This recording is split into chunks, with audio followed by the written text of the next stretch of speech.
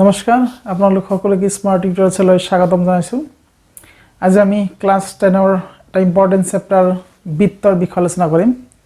অৱশ্যে বৃত্তৰ বিষয় আমি সৰুৰ পৰাই পঢ়িয়ে আহিছো, তথাপি আমাৰ ক্লাস 10 ত কি আছে বৃত্তৰ বিষয় আমি অলপ মনত কৰি লওঁ। তাৰ পিছত কিছুমান উপপাদ্য দুটামান উপপাদ্য আছে, তাৰ পিছত আমি অংককেইটা আমি কৰি ল'ম। তো ফাৰ্ষ্টত বৃত্ত নৌকা আমি হেতু বিষয় আমি জানো। বৃত্ত হৈছে এটা নিৰ্দিষ্ট বিন্দুৰ পৰা তাৰ চাৰিওফালে সমুদ্ৰৱৰ্তী বিন্দুবোৰৰ সমষ্টিকে কি বুলি কোৱা হয়? বৃত্ত বুলি কোৱা হয়। তো এই নিৰ্দিষ্ট বিন্দুটো অৰ্থাৎ যি বিন্দুটোৰ পৰা আমি কি বৃত্ত অংকন কৰিম সেই বিন্দুটোক কি বুলি কোৱা হ'ব? বৃত্তৰ কেন্দ্ৰ বুলি কোৱা হ'ব। অৰ্থাৎ যি নিৰ্দিষ্ট বিন্দুৰ পৰা চাৰিওফালে বিন্দুবিলাক যদি লোৱা হয়, বিন্দুবিলাক সংযোগ কৰি গৈ থাকিলে যিডাল বক্ৰৰেখা পোৱা যাব সেইটোকে কি বুলি কোৱা হ'ব? এটা বৃত্ত বুলি কোৱা হ'ব। আৰু যি বিন্দুটোৰ পৰা বৃত্ত অংকন কৰা হ'ব তাক বৃত্তৰ কেন্দ্ৰ বুলি কোৱা হ'ব। এইটো হল কেন্দ্ৰ, অৰ্থাৎ ও হল বৃত্তৰ কেন্দ্ৰ। ও হল কেন্দ্ৰ। এটা বৃত্তৰ কেন্দ্ৰ আৰু এই চাৰিওফালৰ যিটো বাউন্ডাৰী সঞ্চাৰ পথ, এই সঞ্চাৰ পথটোক কোৱা হয় বৃত্তৰ পৰিধি। এইটো কোৱা হ'ব পৰিধি। পৰিধি, বৃত্তৰ পৰিধি। আৰু এই পৰিধিৰ এটা বিন্দু আৰু কেন্দ্ৰ সংযোগী ৰেখাখণ্ডক, পৰিধি আৰু কেন্দ্ৰ সংযোগী ৰেখাখণ্ডক কি বুলি কোৱা হ'ব? বৃত্তৰ ব্যাসাৰ্ধ বুলি কোৱা হ'ব। অৰ্থাৎ ইয়াত ও এ, ও বি, ও সি এইবিলাক হল ব্যাসাৰ্ধ। ও এ নতুবা ও বি নতুবা ও সি হল বৃত্তৰ ব্যাসাৰ্ধ। এইবিলাক বৃত্তৰ ব্যাসাৰ্ধ। এতেকে ইয়াত দেখা আছে বৃত্তৰ পৰিধিৰ যিকোনো দুটা বিন্দু সংযোগী, একটা আৰু একটা, এই দুটা বিন্দু সংযোগী ৰেখাখণ্ডক কি বুলি কোৱা হ'ব? বৃত্তৰ জ্যা বুলি কোৱা হয়। অৰ্থাৎ বৃত্তৰ পৰিধিৰ যিকোনো দুটা বিন্দু সংযোগ কৰি দিলে যিডাল ৰেখা, সেই ৰেখাডালক কি বুলি কোৱা হয়? বৃত্তৰ জ্যা। অৰ্থাৎ ইয়াত এসি হৈ যাব বৃত্তৰ জ্যা। এসি বৃত্তৰ জ্যা। এটা কথা হল বৃত্তৰ পৰিধিৰ যিকোনো দুটা বিন্দু সংযোগী আৰু কেন্দ্ৰৰ মাজেৰে যোৱা ৰেখাডালক কি বুলি কোৱা হ'ব? বৃত্তৰ ব্যাস বুলি কোৱা হ'ব। নতুবা আমি বৃত্তৰ ব্যাসৰ সূত্ৰটো এনেকৈ দিব পাৰিম, যিডাল যে কেন্দ্ৰৰ মাজেৰে যায়, অৰ্থাৎ যে হ'বলৈ হ'লে তো দুটা বিন্দু সংযোগ হ'বই লাগিব। যদি কেন্দ্ৰৰ মাজেৰে যায় তেতিয়াহ'লে তাক ব্যাস বুলি কোৱা হ'ব। অৰ্থাৎ ইয়াত বি আৰু সি ক'ব বৃত্তৰ ব্যাস। ইয়াত বি সি বৃত্তৰ ব্যাস। বি সি হ'ল বৃত্তৰ ব্যাস। এনেকে আমাৰ এইটো অংশ যদি কোৱা যায়, এই অংশটোক কোৱা হয় আমাৰ বৃত্ত কলা। এইটো কোৱা হ'ব বৃত্ত কলা। বৃত্ত কলা। এতিয়া এইটো হল মুখ্য বৃত্ত কলা আৰু বাকীটো হ'ব আমাৰ কি গৌণ বৃত্ত কলা। যে নহওক এইখিনি কি বুলি কোৱা হ'ব আমাৰ? এনেকে যদি কৰা হয় এইখিনি অংশক কোৱা হ'ব বৃত্ত খণ্ড। এইটো কোৱা হ'ব বৃত্ত খণ্ড। বৃত্ত খণ্ড। তো বৃত্ত কলা কৰ নিচিনা এনেকে আহিলে কৰ নিচিনা হ'ব। তেনেকে যদি আহি এনেকে যদি আমি লিখি দিওঁ কৰ নিচিনা দেখা যাব। সো এইটো বৃত্ত কলা আৰু এইটো হৈ যাব আমাৰ কি? বৃত্ত খণ্ড। এটা বৃত্তৰ পৰিধিৰ যিকোনো এটা অংশক বৃত্তৰ চাপ বুলি কোৱা হয়। সাপোজ ইয়াৰ পৰা ইয়ালৈকে, সাপোজ পি, ইয়াত কিউ, ইয়াত আৰ। তো পি কিউ আৰটো কি হ'ব? P Q R. এইটো বৃত্তৰ চাপ। এইটো কি বুলি কোৱা হ'ব? বৃত্তৰ চাপ বুলি কোৱা হ'ব। এনেকুৱা আমাৰ কিছুমান কি পাই যাম? উপাংশ পোৱা যাব, মানে ৰাশিবিলাক পোৱা যাব, অজ্ঞাত ৰাশি। এতিয়া আমাৰ ক্লাছ 10ত বিশেষ ইমানটাৰ বিষয় আমাৰ ইয়াত নাই। আমাৰ আছে এতিয়া বৃত্তৰ ভিতৰত যদি হয় অন্তবৃত্ত, বাহিৰত হ'লে বহিবৃত্ত, আৰু বৃত্তৰ ওপৰত থাকিলে বৃত্তস্থ। তো আমাৰ ক্লাছ 10ত এইবিলাক আমি আগতে পাইছোঁ। তো ক্লাছ 10ত আমি বিশেষকৈ শিকিম বৃত্তৰ স্পৰ্শক। এটা স্পৰ্শক কি সেইটোৰ বিষয়ে আমি শিকিব লাগিছে। সেইটোৰ বিষয়ে আমি লিখি লৈছোঁ। এতিয়া আমি দেখিম ইয়াত ও কেন্দ্ৰীয় বৃত্তৰ, এই বৃত্তটোৰ কেন্দ্ৰ হ'ল ও। ও কেন্দ্ৰীয় বৃত্তৰ পি বিন্দুত এডাল কি কৰিছোঁ? ৰেখা অংকন কৰিছোঁ। অৰ্থাৎ বৃত্তটোৰ ওপৰত যিকোনো এটা বিন্দুত, এই এটা বিন্দুত এডাল ৰেখা পি টি অংকন কৰিছোঁ। আৰু এই ৰেখাডালক কি বুলি কোৱা হ'ব? বৃত্তটোৰ স্পৰ্শক বুলি কোৱা হ'ব। এইটো হ'ল বৃত্তৰ স্পৰ্শক। স্পৰ্শক অৰ্থাৎ যি ৰেখাই বৃত্তটোক মাত্ৰ এটা বিন্দুত কাটে সেই ৰেখাডালক বৃত্তটোৰ স্পৰ্শক বোলে।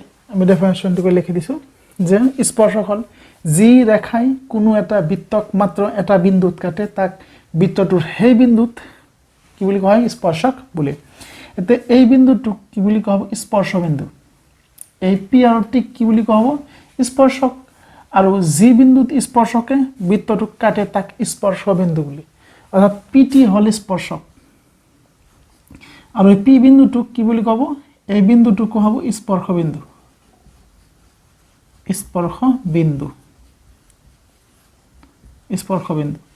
এতিয়া আমাৰ এটা উপপাদ্য আছে যে আমি যদি এই স্পৰ্শ বিন্দু আৰু কেন্দ্ৰ সংযোগী ৰেখাখণ্ড অৰ্থাৎ ব্যাসাৰ্ধ যদি স্পৰ্শ বিন্দুক যদি আমি ব্যাসাৰ্ধ আঁকো তেতিয়াহ'লে আমি দেখাব লাগে এই ব্যাসাৰ্ধটো স্পৰ্শকডালৰ ওপৰত এডাল লম্ব বুলি আমি প্ৰমাণ কৰিব লাগে তো এনেকুৱা উপপাদ্য এনেকুৱা যে উপপাদ্যটো বৃত্তৰ স্পৰ্শক স্পৰ্শ বিন্দু আদি টনা ব্যাসাৰ্ধৰ লম্ব অৰ্থাৎ এই স্পৰ্শকডাল অৰ্থাৎ পি টি স্পৰ্শকডাল ও আৰু পি যিডাল ব্যাসাৰ্ধৰ লম্ব বুলি আমি দেখাব লাগে প্ৰমাণ কৰিব লাগে তো আমি এনেকৈ লিখিম প্ৰমাণটো সলিউশ্যন ও কেন্দ্ৰীয় বৃত্তৰ পি বিন্দুত পি দিয়াডাল স্পৰ্শক যে লিখিম ও কেন্দ্ৰীয়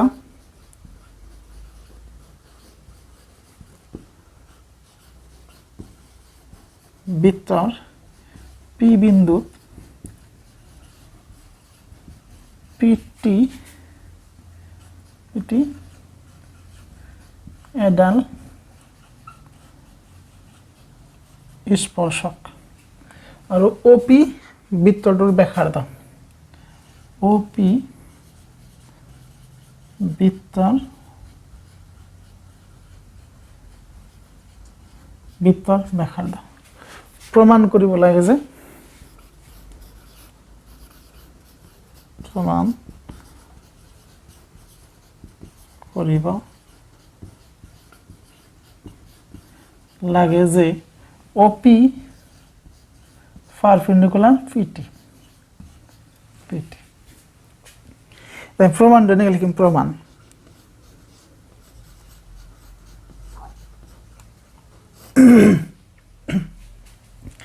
যেহেতু বৃত্তর P বিন্দুত PT এডাল স্পর্শক যেহেতু তো বৃত্তর P বিন্দুত PT এডাল স্পর্শক গতিকে P বিন্দুর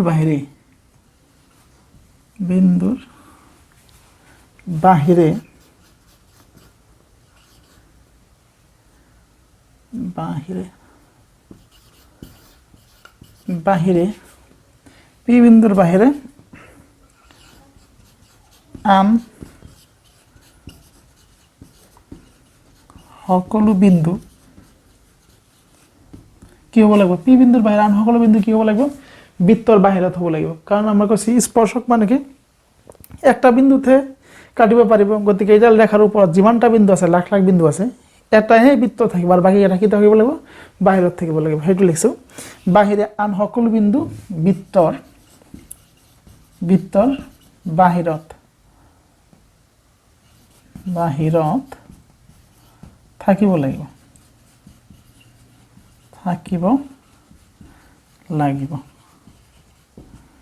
বাহিৰত থাকিব লাগিব এতিয়া চাব আমি O আৰু T সংযোগ কৰি দিছো O আৰু T সংযোগ কৰিছো তা বৃত্তৰ যদি বাহিৰত থাকে তেতিয়াহ'লে স্পষ্টভাৱে দেখা যাব OT টো কি OP তকৈ ডাঙৰ ইয়াত অৰ্থাৎ চিত্ৰৰ পৰা T বিন্দুটো কি তেতিয়াহ'লে বৃত্তৰ বাহিৰত থাকিব তো চিত্ৰৰ পৰা এনেকৈ লিখিব পাৰিম যে চিত্ৰৰ পৰা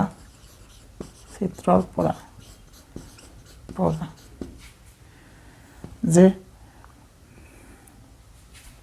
OT গ্ৰেটাৰ দেন কি হ'ব OP চিত্ৰটোৰ পৰা যদি আমি লিখো OT টো কি OP তকৈ ডাঙৰ হ'ব কাৰণটো কি যে T বিন্দুটো কি বৃত্তৰ বাহিৰত আছে তাৰ বৃত্তৰ বাহিৰত থাকিলে এই বিন্দু বিলাকৰ দূৰত্ব কেন্দ্ৰৰ পৰা কি হ'ব নিশ্চিতভাৱে ডাঙৰ হ'ব কাৰণ বৃত্তত থাকিলে ব্যাসাৰ্ধৰ সমান বৃত্তৰ বাহিৰত থাকিলে কি ব্যাসাৰ্ধতকৈ ডাঙৰ সেই কাৰণে লিখছো এটা চিত্ৰৰ পৰা এটা তো এইটো ডাঙৰ খালি এনেকুৱা নহয় অৰ্থাৎ এই ইয়াৰ কি বুলি কয় স্পৰ্শকৰ ওপৰত যিকোনো বিন্দু আমি যদি লওঁ তেতিয়া সেই বিন্দুটো কি হ'ব এই ওপিতকৈ কি হ'ব ডাঙৰ হৈ যাব অৰ্থাৎ ওপি কি হ'ব সৰু অৰ্থাৎ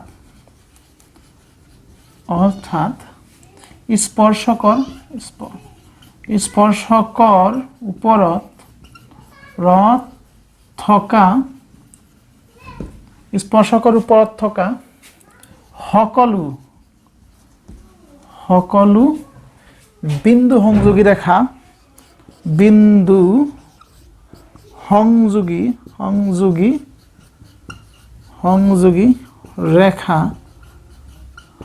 অপিতকৈ ডাঙৰ হ'ব অপিতকৈ ডাঙৰ হ'ব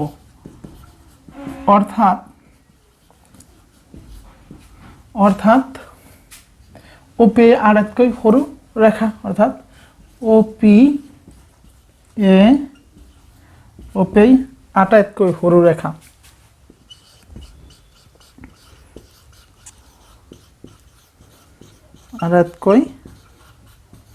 সৰু ৰেখা এতিয়া আমি আকৌ জানো যে দুটা বিন্দুৰ মাজৰ ন্যূনতম দূৰত্বই হ'ব কি সেই ৰেখাটোৰ ওপৰত যে এটা ৰেখা আৰু এটা বিন্দুৰ মাজত ন্যূনতম দূৰত্বই সেই ৰেখাডালৰ ওপৰত কি লম্ব যে এটা ৰেখা আৰু এটা বিন্দুৰ মাজৰ যিহেতু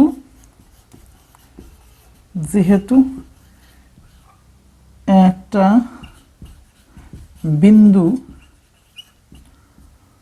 আৰু ৰেখাৰ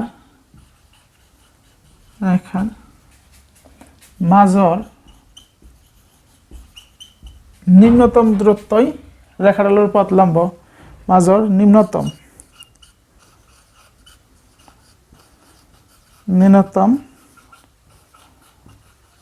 দূৰত্বই ৰেখাৰ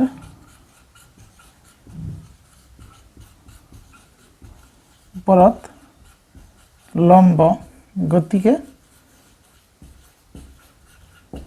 মানে কি হৈ যাব OP পাৰপেন্ডিকুলাৰ PT গতিকে OP পাৰপেন্ডিকুলাৰ PT এনেকৈ আমি কি কৰিব পাৰিম এই বৃত্তৰ উপপাদ্যটো প্ৰমাণ কৰিব পাৰিম ইয়াৰ পিছত আছে আমাৰ অনুশীলনীত কিছুমান গণিত সেইবিলাক আমি সমাধান কৰি ল'ম এতিয়া অনুশীলনী 10.1 গণিত কেইটা হৈছে এনেকুৱা ফাৰ্ষ্ট প্ৰশ্ন দিয়া আছে এনেকুৱা এটা বৃত্তৰ কিমান জোৰ স্পৰ্শক থাকিব পাৰে কিমান জোৰ স্পৰ্শক অংক কিমান জোৰ মানে অংক জোৰ কাৰণ এইটো যদি আমি বৃত্ত লৈ লওঁ এনেকৈ আহিব পাৰে স্পৰ্শক ইয়াত স্পৰ্শক থাকিব পাৰে এনেকৈ থাকিব পাৰে এনেকুৱা থাকিব পাৰে বহুত এইটো কিমান হ'ব অসীম সংখ্যক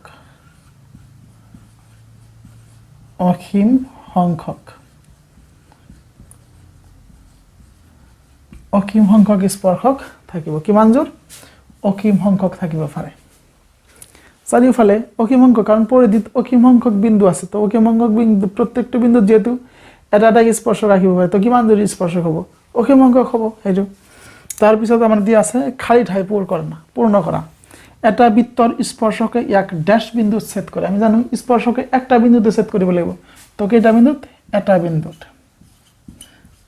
বিন্দুত ছেদ কৰে 2 নম্বৰটো আছে এটা বৃত্তক দুটা বিন্দুত ছেদ কৰা এডাল ৰেখাক ড্যাশ বোলে সো এইটো যদি আমাৰ হয় কি বৃত্ত তেনেকুৱা দুটা বিন্দুত ছেদ কৰিছে এটা বিন্দু আৰু এটা বিন্দু তো এইটো কি বুলি কব ছেদক বুলি কব তো ছেদ কৰা জনে এইটো ছেদক কয় এইটো কি বুলি কব ছেদক বোলে এটা বৃত্তৰ বৰ বেছি ড্যাশ সমান্তৰাল স্পৰ্শক থাকিব পাৰে তো সমান্তৰাল স্পৰ্শক দুটাই থাকিব পাৰিব এটো যদি বৃত্ত হয় তো এইফালে একটা আৰু তাৰ এটো যদি আমি কেন্দ্ৰ ফালে লৈ লও এনেকুৱাকে পৰিধি ইফালে হ'ব একটা কাৰণ ইয়াত 90 ডিগ্ৰী ইফালে লাগিব ইয়াতো 90 ডিগ্ৰী তো দুটা ব্যাসাৰ 90 ডিগ্ৰী তো এই দুটা মিলাই কি হ'ব আলটিমেট সমান্তৰাল স্পৰ্শক একদৰে থাকিব পাৰে কেইটা দুটা যে এটা বৃত্তৰ বৰ বেছি ড্যাশ সমান্তৰাল স্পৰ্শক থাকিব পাৰে তো দুটা সমান্তৰাল স্পৰ্শক কেইটা হ'ব দুটা বা এজোৰ সমান্তৰাল স্পৰ্শক থাকিব পাৰে হেনেকুৱা এটা বৃত্তৰ এডাল স্পৰ্শক আৰু বৃত্তটোৰ উমৈহতীয়া বিন্দুটোক ড্যাশ বোলে বৃত্তৰ স্পৰ্শ আমি ডাকিছিলোঁ এনেকুৱা বৃত্ত এই স্পৰ্শক হ'ল এইটো এই স্পৰ্শক আৰু হ'ল এই বিন্দুটোক নাম আমি কি দিছিলোঁ স্পৰ্শ বিন্দু তো সেই বিন্দুটো কি বোলে স্পৰ্শ বিন্দু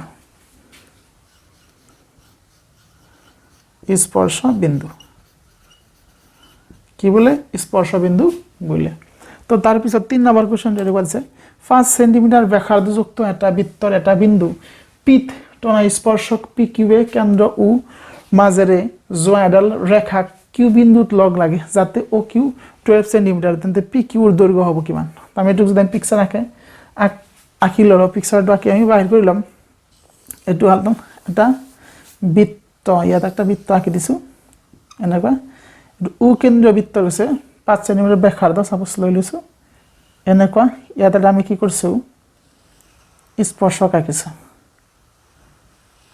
যে 5 সেন্টিমিটাৰ ব্যাসাৰ্ধযুক্ত বৃত্তৰ এটা বিন্দু পিত এই বিন্দুটো কি পি আৰু ইয়াত হ'ব কিউ এনেকুৱা ব্যাসাৰ্ধ কিমান 5 সেন্টিমিটাৰ তো 5 সেন্টিমিটাৰ ব্যাসাৰ্ধ এটা বৃত্ত পিত টনা স্পৰ্শক পি কিউৱে কেন্দ্ৰ উৰ মাজেৰে যোৱা এডাল ৰেখা কিউ বিন্দুত লগ লাগে যাতে ও কিউ কিমান ইফালে 12 তে ও কিউ 12 তো আমার পি কিউ লাগে পি কিউ তো আমি জানো যে বৃত্তৰ স্পৰ্শক আৰু স্পৰ্শ বিন্দু সংযোগী ব্যাসাৰ্ধ পৰস্পৰ লম্ব যদি এটা লম্ব হৈ যায় তেতিয়াহলে ও পি কিউ এটা সমকোণী ত্ৰিভুজ হ'ব আৰু সমকোণী ত্ৰিভুজত আমি কি কৰিব পাৰি পাইথাগোৰাছৰ সূত্ৰ খটাব পাৰি তো পাইথাগোৰাছৰ সূত্ৰৰ মতে কি ও কিউ স্কয়ার কি হ'ব ও কিউ স্কয়ার ইজ ইকুয়াল কি হ'ব এটো স্কয়ার সমান সমান কি হ'ব O P square plus O Q square O P square plus O so Q P square আমার লাগে কি কিউ এর ভ্যালু আর কিউ পি জিল না হয় পি কিউ এর কি দিছি আমি পি কিউ স্কয়ার তো পি কিউ স্কয়ার সমান কি হ'ব পি কিউ স্কয়ার সমান O Q square minus O P square এটো প্লাস আছে এফালে হল মাইনাস আইব তো আমার পি কিউ মানে লাগে পি কিউ সমান কি হৈ যাব √ এটো ইফালে গলে √ O Q square minus O P square √ O Q মানে কিমান ও কিউ মানে 12 স্কয়ার মাইনাস 5 স্কয়ার 12 স্কয়ার মানে কিমান 144 মাইনাস 5 স্কয়ার মানে 25 তেতিয়াহলে কিমান হ'ব 144 over 25 গলে স্কয়ার ৰুট অফ 199 199 কেটে যাব 119 হ'ব 119 তো স্কয়ার ৰুট অফ 119 তাৰ অপচন কোনটো হ'ব ইফালে যে a 12 b 13 c 8.5 আৰু d hall √ of r square root of 119 centimetre তো আমাৰ অপচনটো কি হ'ব ডি অপচন হৈ যাব 4 নম্বৰ কোশ্চন এটা বৃত্ত আৰু এডাল প্ৰদত্ত ৰেখাৰ সমান্তৰালকৈ দুডাল ৰেখা অঁকা যাতে এডাল স্পৰ্শক হয় আৰু আনডাল ছেদক হয় তো আমি বৃত্তটো ফাৰ্স্টত আমি কি কৰিব লাগিছে বৃত্ত এটা আঁকিব লাগিছে তো আমি এটা বৃত্ত আঁকিছো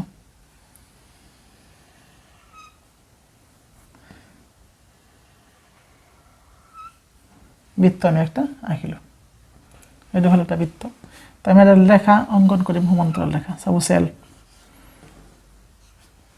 এডাল রেখা এই রেখার সমান্তরাল কইছে কি এডাল স্পর্শক আঁকা সাপোজ আমি স্পর্শক আঁকি দিলে এইটো কিন্তু আমি এডাল স্পর্শক আঁকি সমান্তরাল so A B P R Q suppose P Q P বিন্দুত এডাল স্পর্শক হল পি কিউ আৰু এডাল কি কৰিব লাগছে আনটো ছেদক হল দুটা বিন্দুত কাটিব লাগে সো এইটো সমান্তৰাল কৈ আৰু এডাল ছেদক আঁকি দিছো ছেদকৰ নাম আমি কি দিছো A B suppose A B ছেদক ও কেন্দ্ৰীয় বৃত্তৰ তাহলে লেখা হ'ব ও কেন্দ্ৰীয় বৃত্তৰ ও কেন্দ্ৰীয় বৃত্তৰ বাহিৰত কেন্দ্ৰীয় বৃত্তৰ বাহিৰত থকা এল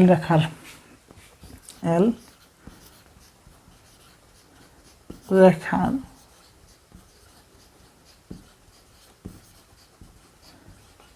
সমান্তৰালকৈ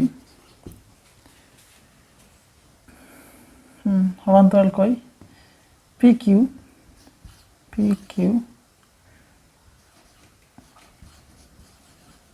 স্পৰ্শক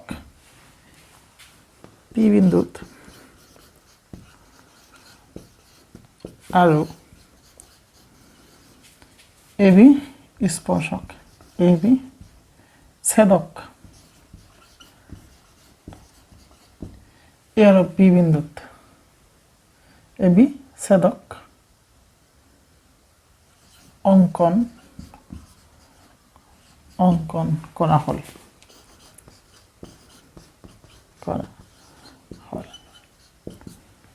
বা অঁকা হ'ল যি লিখিলে হ'ল এইটো লিখি দি এইটো আমি আঁকি দি এইখিনি বস্তু লিখি দিলে মানে আনসাৰটো হৈ যাব এতিয়া আমি পিছত এটা পাৰ্টত আমি 10.2 গণিত কেইটাৰ এটা উপপাদ্য আছে আমি উপপাদ্যটো কৰি ল'ম তো গোটেই ক্লাছ আপোনালোকে মোৰ লগত থকাৰ বাবে ধন্যবাদ জনাইছো আৰু মোৰ ভিডিঅ'টো ভাল লাগিলে বেছি বেছি শ্বেয়াৰ কৰিব লাইক আৰু কমেন্ট কৰিবলৈ নাপাহৰিব আপোনালোকৰ দিনটো শুভ হওক সেই কামনাৰে আজিৰ ক্লাছ ইমানতে সামৰিছো ধন্যবাদ